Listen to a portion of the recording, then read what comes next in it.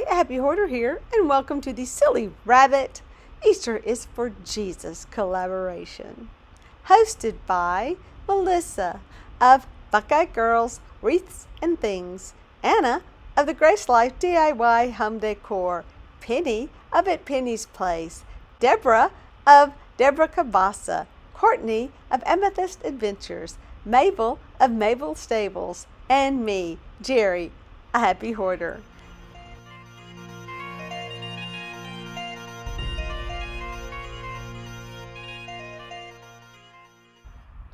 You know that moment when you realize the 2-hour video you thought you were making, you had forgotten to hit the record button.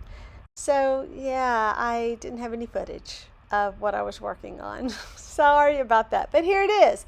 And it is this cross that I got from a dear friend who sent it to me, just kind of a surprise. I really had no idea it was coming. It was just a wonderful surprise from CJ, who does CJ DIYs. And I will include a link to her channel in my description below. Thank you so much, CJ, for this thoughtful gift. And I opened it during my live stream, and my initial thought was to put something behind it in that opening, but then I was organizing some things in my barn, and I saw that I had a lot of jute rope, and I thought, hey, I have an idea. What I did was weave the jute rope around it. I wrapped it around the solid part of the cross, but then I weaved it in and out and just kind of looped it in and out on the split part, but then I let that center part open and look for something that I wanted to go in the center. My first idea I did not like as much as I thought it was, and that was to try to actually weave in and out of that opening. And in order to do that, I was going to have to cut some parts off. I don't think I could have done a good job. I failed Hot Glue 101, and apparently working with jute is not one of my strong points either, but I'm not going to quit. I think this project would be equally as lovely using ribbon, maybe a cordage, or using a really pretty silk cording. My first idea was to use these wood cutouts that were shaped like the sun, because I really like the idea of, like he is risen, like the sun is risen, like the sunrise service. So that was my first choice, gluing something in the center. Then I found this tile, but it was way too dull. Love the tile, but it was just dull. And I just wasn't feeling it. Just something wasn't right. So I just started digging through my stuff. Actually, now that I look at this, I think if I just put a rope around it, and I have different size rope, I have all these paint on me, I can make this work. And I'm actually liking this better. I love the simplicity of it. Not a big fan of how they painted that. I wish I could get that off. I just kind of like the cork. I wonder if that would come off. Oh yeah, it's just kind of beat up. I don't know. I'm kind of digging it. Kind of. I didn't want anything to take away from the work that I had done in the center. And I did find a lot of interesting things, but nothing that compared to these 4 earrings that I found that were in a goodie bag that I got at Rolling Hills, my favorite thrift store. Originally, I was just going to do the one cross, but since I had 4 of these, I had a couple of other crosses I decided to work on. I felt like I'd overextended myself for the month of March, and I have a lot of projects, so I felt like if I just did one really good project for this collaboration, that'd be great, right? I had these other crosses, and how perfect are they with that other cross and with those earrings? And so I used the same yellow that I used, and I also used my diamond glaze in order to give it that nice shine. Now, one of my problems that I had, because once again, not real good with the glue gun or using jute apparently, I did get some of the strings kind of caught up in my glaze, and I didn't like that part. But you'll see those in the pictures later. Sorry, but it looks kind of, rustic maybe. I am doing some touch-ups on the paint because after I had, done the glue gun thing, I had some spots where there was glue, and I was kind of covering that up with paint. Unfortunately, the footage of me actually painting this cross was in the video that never actually happened.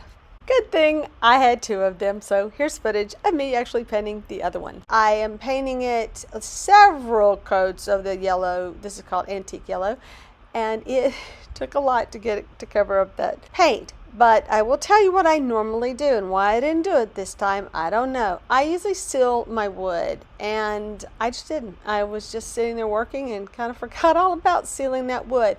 Nor did I sand it. So 2 things you should always do when working with this wood: sand it first, and then use a wood sealer so that you don't have to do as many coats of paint, and a wood sealer would have also kind of coated that other paint and made the next layer stick better than leaving this kind of translucent effect. Just something I kind of forgot to do in this challenge.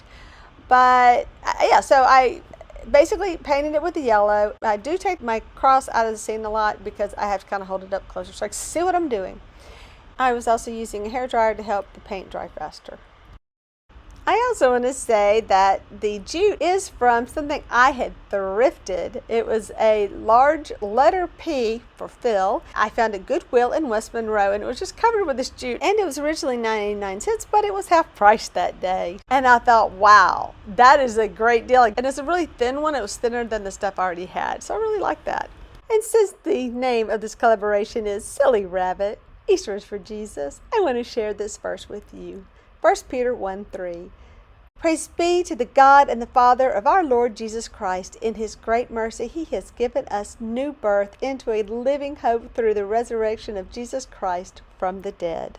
One of the things that I really love about these challenges and collaborations is that they really encourage you to do things that you would not have done. They give you ideas and inspirations, and I really appreciate doing this. And I'm hoping that you will find something this simple is just adding some jewelry or just something that you would not have expected to put together to make something really cool for your home decor or for a gift. And I'm gluing the rope all the way around. I think you kind of figured that out. Now, I could not do that on the inside at all. There was just no way I had the dexterity to get inside that and to do the inside. But I think if you were using something maybe a little bit more forgiving, you could have done it like with some thin cordage or something might have worked.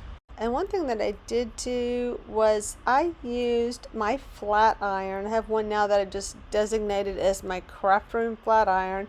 And I can't really see it in the picture.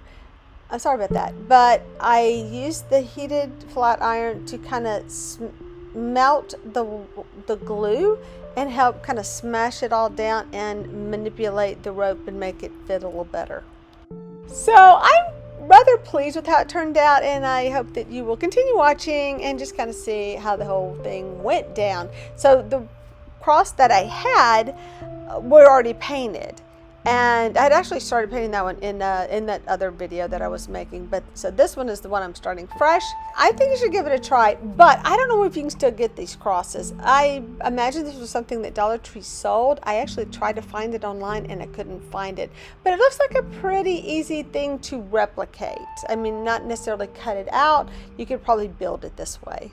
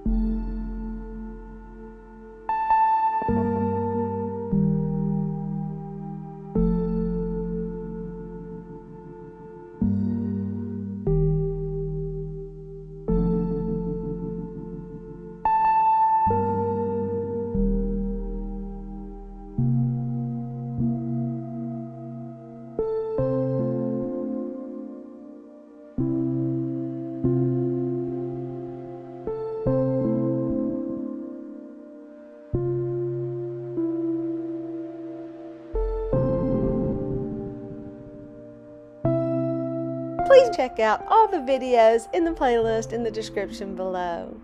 Thank you for watching, and please hit that like button and share. And hey, leave a comment. I always love to chat. And hit that notification button because sometimes I make pretty good videos. And I go live Tuesdays at 2 and Thursdays at 6:30 p.m. Central Standard Time. Bye! Bye.